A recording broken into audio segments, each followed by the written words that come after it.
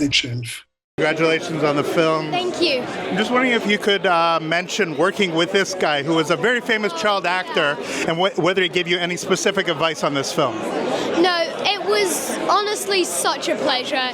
He's just the nicest guy, super down to earth, lovely. I learned so much from him.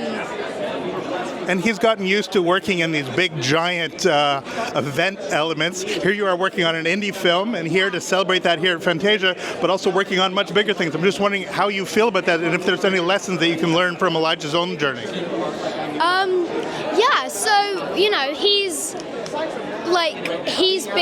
done some incredible stuff. But, he's still the most humble guy I've ever met, and I think that's so important, the idea of humility.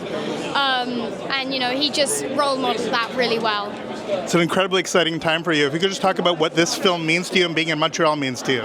Yeah, so this film is kind of an incredible, lovely film. It's wonderful because it's on the surface, it's a lovely, fun adventure family comedy. But Mildred and Straw and they're two quite different characters, and they're going through quite tricky times in their lives. But it just, the way that Ant Timpson and Toby Harvard, who wrote the script, they just blend it together so well. It's such a beautiful film. Filming in New Zealand is always going to mean something to me, because I spent 4 years of my life there. And I just loved it. If we could talk about, so we're here at Fantasia, we're here at a genre film festival. Are there specific movies? Do you like scary movies? Do you like weird movies? Do you like movies where crazy things happen? Yeah, so I've obviously not watched a lot of horror. A shitload of horror. But no, I do like kind of movies that aren't your typical, you like weirdo movies. Yeah, not necessarily weirdo, but kind of movies that you kind of have to think about. Can you think, what if you were to tell me one film that you love that I should go watch, what film would it be? You've probably seen them all. Recently I watched A Star Is Born. Which one? There's 4 of them. Yes, the recent one, Lady Gaga.